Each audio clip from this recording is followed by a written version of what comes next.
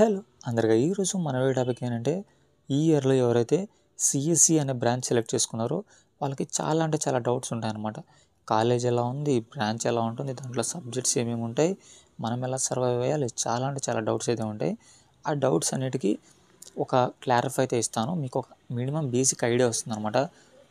ఇంకా ఓకే అని ఇంకా వీడియో లేట్ చేయకుండా ఇంకైతే మొదలు పెడదాం. అంతకంటే ముందు మన ఛానల్ ఎవరైతే కొత్తగా చూస్తున్నారో వాళ్ళైతే సబ్స్క్రైబ్ చేసుకోండి. అలాగే మన వీడియో నచ్చితే లైక్ చేసుకోండి. ఇంకా వీడియోలోకి అయితే వెళ్ళిపోదాం. ఇక మన వీడియో అయితే మొదలు పెడేస్తే ఇప్పుడు మొదటిగా కాలేజ్ గురించి మాట్లాడుకుందాం. ఇప్పుడు చాలామంది అయితే కాలేజ్ ఎప్పటి నుంచి స్టార్ట్ అవుతుందని మొత్తం యూట్యూబ్లో అక్కడ ఇక్కడ ఎతికేస్తున్నారు. మీకు ఇప్పటికే తెలిసిపోయింటుంది అనమాట. వెబ్సైట్లో ఒకసారి చెక్ చేయండి. కామన్స్మెంట్ ఆఫ్ క్లాస్ వర్క్ అని ఒక డేట్ ఇచ్చింటారు. August 4th అనమాట. కాలేజ్ అయితే అంటే క్లాసెస్ స్టార్ట్ అవుతాయి అనమాట. కామన్స్మెంట్ ఆఫ్ క్లాస్ వర్క్ అంటే అదే. ఏపీ వెబ్సైట్ మీరు ఓపెన్ చేసి చెక్ చేసుకుంటే కామన్స్మెంట్ ఆఫ్ క్లాస్ వర్క్ వచ్చేసి 4th నుంచి స్టార్ట్ అవుతుంది అనమాట. ఇక మనం వీడియోలోకి అయితే వెళ్ళిపోతే మొదట కాలేజ్ గురించి అయితే మాట్లాడుకుందాం. ఎందుకంటే మనం ఇప్పుడు కాలేజీలోకి ఒక ఎక్స్పెక్టేషన్స్ అయితే ఒక రేంజ్లో అయితే పెట్టుకొని వెళ్తాం అనమాట. బట్ ఆ ఎక్స్పెక్టేషన్స్ అక్కడ రీచ్ కావు. అయ్యో నాకు ఈ కాలేజ్ నచ్చలేదు అనే థాట్ అనేది మన మైండ్లోకి వచ్చేస్తుంది. సో నో ఎక్స్పెక్టేషన్స్ అనమాట. ఎందుకంటే ఇప్పుడు మనం చేరిండే కాలేజ్ మనకు నచ్చదు, బట్ వేరే వాడు చేరిన కాలేజ్ మనకు నచ్చింది. రియాలిటీ ఏంటంటే అక్కడ వాడికి కూడా ఆ కాలేజ్ నచ్చలేదు. ఓన్ కాలేజ్ అనేది ఎవరికి నచ్చదు. ఎందుకంటే ఇప్పుడు ప్రతి ఒక్కటి ప్లస్లే ఉండలేదు కాలేజీలో, కొన్ని మైనస్లు కూడా ఉంటాయి. బట్ మనం దాన్ని కూడా యాక్సెప్ట్ చేయాలి. ఓకే, కొన్ని ప్లస్లు అండ్ మైనస్లు కూడా ఉంటాయి. మనం దాన్ని యాక్సెప్ట్ చేస్తూ ముందుకు వెళ్ళాలన్నమాట. ఓకే, ఎందుకంటే కాలేజీలో జాయిన్ అయినాం కాబట్టి ఇంకేం లేదు. అండ్ రూల్స్ అండ్ రెగ్యులేషన్స్ కూడా కొన్ని కాలేజెస్లో ఉంటాయి. ఇంకా మనకు తెలియదు అనమాట ఆ కాలేజీలో రూల్స్, ఏ కాలేజీల్లో ఏ రూల్స్ అండ్ రెగ్యులేషన్స్ ఉంటాయో మనకు తెలియదు. అవన్నీ మనం యాక్సెప్ట్ చేస్తూ ఉండాలన్నమాట. ఓకే, ఇది గుర్తుపెట్టుకోండి. No expectations. ఇక next adjust your college environment అనమాట. మీరైతే అడ్జస్ట్ చేసుకోవాలి. అక్కడ ఎన్విరాన్మెంట్ అనేది అలవాటు చేసుకోవాలి. మీరు ఎలా ఉంది, లెక్చరర్స్ ఎలా ఉన్నారు, నెక్స్ట్ స్టూడెంట్స్ అనమాట. మీకు ఇప్పుడంతా కొత్త ఫ్రెండ్స్ అనమాట, న్యూ ఫ్రెండ్స్. ఒకవేళ మీరు ఆల్రెడీ ఇంటర్మీడియట్ చదివిన ఫ్రెండ్స్ కానీ స్కూల్ ఫ్రెండ్స్ కానీ ఇక్కడ రావచ్చు, చెప్పలేము అనమాట ఎవరెక్కడ వస్తారో. సో ఫ్రెండ్స్ అయితే న్యూ ఫ్రెండ్స్ అయితే వస్తారు, వాళ్ళనైతే మీరు ఫ్రెండ్స్ చేసుకోవాలి.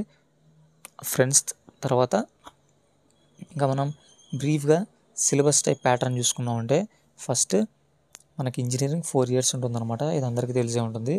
ఈ 4 yearsలో ప్రతి ఇయర్కి 2 సెమ్స్ ఉంటాయి, 2 సెమిస్టర్స్ ఉంటాయి. ఈ 4 years కలిపి 8 సెమిస్టర్స్ ఉంటాయి.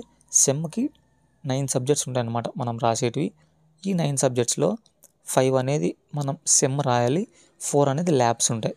ఓకే, ఇక మనం ఫస్ట్ ఇయర్ గురించే మనం ప్రత్యేకంగా మాట్లాడుతున్నాం కాబట్టి ఫస్ట్ ఇయర్ గురించి ఒక్కటే మాట్లాడుకుంటే, ఫస్ట్ ఇయర్ ఇప్పుడు చూసుకుంటే మనకి సబ్జెక్ట్స్ చూసుకుంటే బీసీఎం అని ఒకటి ఉంటుందన్నమాట, సివిల్ అండ్ మెకానికల్. ఇప్పుడు ఫిజిక్స్ చూసుకుంటే ఫిజిక్స్ అండ్ కెమిస్ట్రీ. ఇప్పుడు మీకు ఈ ఫస్ట్ సెమ్లో ఒకవేళ ఫిజిక్స్ ఉందనుకోండి, కెమిస్ట్రీ అనేది సెకండ్ సెమ్ ఉంటుంది. ఒకవేళ ఫస్ట్ ఇయర్లోనే అంటే ఫస్ట్ సెమ్లోనే కెమిస్ట్రీ ఉందనుకోండి, సెకండ్ సెమ్ ఫిజిక్స్ ఉంటుంది. అలా అనమాట, రివర్స్ అవుతాయి అనమాట. నెక్స్ట్ ఫిజిక్స్ పీసీఎం తర్వాత ఇంజనీరింగ్ డ్రాయింగ్ అనే ఒక సబ్జెక్ట్ ఉంటుంది. నెక్స్ట్ మ్యాథ్స్ కామన్ అనమాట, మ్యాథ్స్ ఉంటుంది. నెక్స్ట్ ఇంకా వగేరా అని ఉంటాయి 5 సబ్జెక్ట్స్లో. ఒక సబ్జెక్ట్ వచ్చేసి మన బ్రాంచ్కి సంబంధించి ఉంటుంది, అందరికీ ఉంటుంది అనమాట.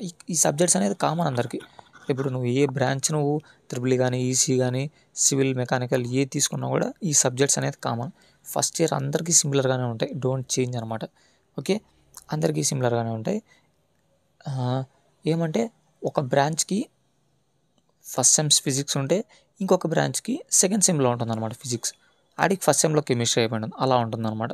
ఓకే, ఇక ఆ సబ్జెక్ట్ గురించి మాట్లాడుతున్నాం కదా, మన బ్రాంచ్కి సంబంధించి సిఎస్సి బ్రాంచ్కి సంబంధించి ఇంట్రడక్షన్ టు ప్రోగ్రామింగ్ అని ఒక లాంగ్వేజ్ని అయితే ఇంట్రడ్యూస్ చేస్తారనమాట మనకు, సి లాంగ్వేజ్ అని. ఈ సి లాంగ్వేజ్ అనేది మీకు ముందుగా ఒకవేళ ఐడియా ఉండింటే మీరు ఒక 2 or 3 వీక్స్లో అంటే 2 or 3 వీక్స్లో ఈ సి ప్రోగ్రామింగ్ అనేది కంప్లీట్ చేసి కొత్తవి మనం నేర్చుకోవచ్చు అనమాట. ఎందుకంటే ఇప్పుడు టైం అనేది చాలా ఇంపార్టెంట్. అది మీకు ఇప్పుడు ఇంకా స్టార్టింగ్ కాబట్టి మీకు అర్థం కాకపోవచ్చు. సో నేను అందుకోసమే వీడియో చేస్తున్నాను అనమాట. ఎందుకంటే ఇప్పుడు బయట ఎలా ఉందంటే కాంపిటీషన్ అలా ఉంది. అందులో మీకు జాబ్ రావాలంటే మీరు ఎంత కష్టపడాలో ఎదుటోడికంటే ఒక స్కిల్ ఎక్కువ ఉంటేనే ఎక్కువ ఉన్నా కూడా ఇప్పుడు కష్టం అవుతుందన్నమాట. ఎందుకంటే ఏ అంటారు. బట్ మీరేం టెన్షన్ పడకండి. వెంటనే పోతానే నేనేం అవి నేర్చుకోండి ఇవి నేర్చుకోండి అని చెప్తాను. 1 మంత్ గ్యాప్ తీసుకోండి. సిలబస్ నీట్‌గా స్టార్ట్ అయ్యాక కాలేజీలో మొత్తం అంతా అంటే దాదాపు ఒక 10%, 20% సిలబస్ స్టార్ట్ అయ్యాక ఫ్రీ టైం ఉంటుంది కదా! అప్పుడు మీరైతే నేర్చుకోవచ్చు. నా దగ్గర ల్యాప్‌టాప్ లేదు. ఎక్కడ చూసి నేర్చుకోవాలి? ఇలా చాలామందికి చాలా డౌట్ ఉంది. ఆన్‌లైన్ కంపైలర్స్ అని క్రోమ్‌లో మీరు సెర్చ్ చేయొచ్చు. అది మీకు ప్రోగ్రామింగ్ లాంగ్వేజ్ ఎవరన్నా యూట్యూబ్‌లో మీరు సెర్చ్ చేస్తే మీకు ఓపెన్ అవుతుంది. వాళ్ళు చెప్తారనమాట. ఇక్కడ ప్రాక్టీస్ చేయండి అని. So, no problem. మీరు యూట్యూబ్‌లో అయితే లెక్కలేనన్ని ఉన్నాయి ఎడ్యుకేషనల్ పర్పస్. సో, మొబైల్ ఉంటే చాలు దానికి. No problem. ఇప్పట్లో మొబైల్ లేని వాళ్ళంటూ ఎవరు ఉండరు. బట్ కొంతమంది ఏమనంటే చెప్పలేము. అలా అయిపోతుందనమాట. సో, మీరు ఫస్ట్ వెంటనే ఇవన్నీ నేను చెప్పిండేటివన్నీ బుర్ర ఎక్కించుకోకి తలకాయసే అసలు పెయిన్ తీసుకొచ్చుకోవద్దు. సో, నేనైతే మీకొక ఐడియా తెప్పించాలి. సీసీ బ్రాంచ్ ఎలా ఉంది? బయట కాంపిటీషన్ ఎలా ఉంది? దానికి నేనేం చేయాలి? ఓకే. అంటే మీరు సి ప్రోగ్రామింగ్ ఎందుకు నేర్చుకోమంటున్నా అంటే చాలామంది పైథాన్ చెప్పొచ్చు. కొన్ని కాలేజీల్లో పైథాన్ స్టార్ట్ చేపిస్తారు. అది వేరే విషయం. సి నేర్చుకున్నారంటే మిగతా లాంగ్వేజెస్ అన్నీ ఈజీగా నేర్చుకోవచ్చు అనమాట. ఎక్కువ మీకు స్టార్టింగ్లో కొంచెం సింటాక్స్లో చేంజ్ ఉంటుంది కానీ మిగతా అంతా సేమ్ ఉంటుంది. బట్ సి మాత్రం ఎక్కువ డెప్త్ వెళ్ళకండి. మనం ఎక్కువ యూజ్ చేయం సి లాంగ్వేజ్ అనేది. అసలు యూజే చేయం ఒక మాటలో చెప్పాలంటే. అది ఎందుకు ఏబిసిడీలు ఉన్నట్టు అనమాట. మనం సాఫ్ట్వేర్ ఇండస్ట్రీకి వెళ్ళాలంటే ఏబిసిడి మనకి ఏబిసిడి ఉంటేనే మనం పారాగ్రాఫ్స్ కానీ వర్డ్స్ కానీ క్రియేట్ చేయగలం. లేకపోతే చేయలేం. సో, ఇది కూడా అంతే.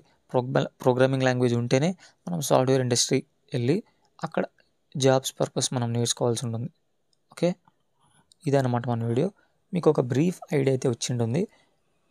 మీకు ఎలాంటి డౌట్స్ ఉన్నా కామెంట్ బాక్స్లో అయితే అడగండి. నేనైతే రిప్లై ఇస్తాను. ఓకే. ఇలాంటి మరిన్ని వీడియోస్ కోసం మన ఛానల్ అయితే సబ్స్క్రైబ్ చేసుకోండి. అలాగే మన వీడియో నచ్చితే లైక్ చేసుకోండి.